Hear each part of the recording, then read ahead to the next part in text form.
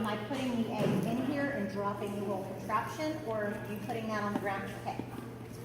Okay, so they have built something for the egg.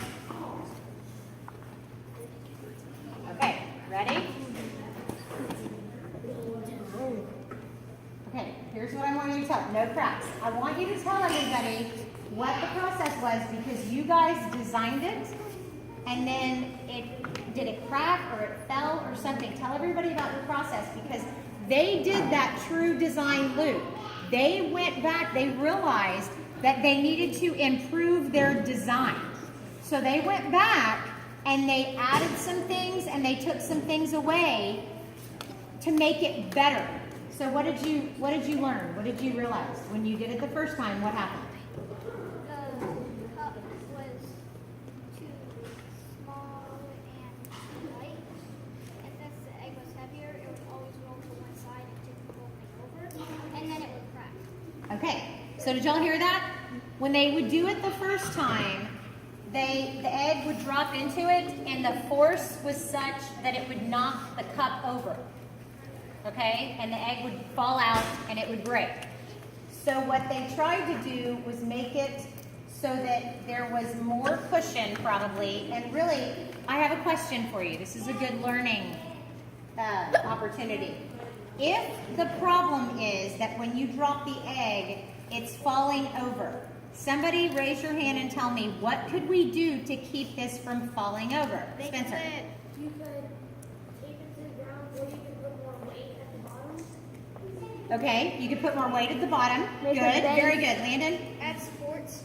Add supports. Where and how? At the bottom of the cup, add maybe some popsicle sticks.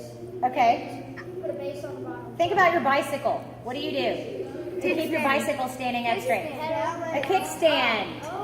So you could have something like a kickstand to support it.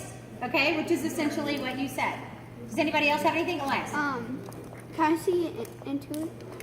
They could make it go. They could make it go down farther into the where it says women. They could make it go all the way to the bottom. Okay, so he's saying instead of having just something on the bottom of the cup and only have it stop right here where the bottom of the cup is, actually let it go down farther. Great idea. Tony, you had a suggestion. That you should hollow out a bit and make stands that eject once it picks up the speed, like it knocks out because of the force. Okay. Saying, I think I understand that. Clayton. Put it on a plate? Is that what you said? Okay, and then tape it to the plate. That's a very good idea. Joseph, did you have a suggestion? Well, you could do a bigger cup, like a bigger cup. Okay. Do you mean taller or do you mean wider? Wider. Wider. Okay, very good. So listen, this is physics, guys.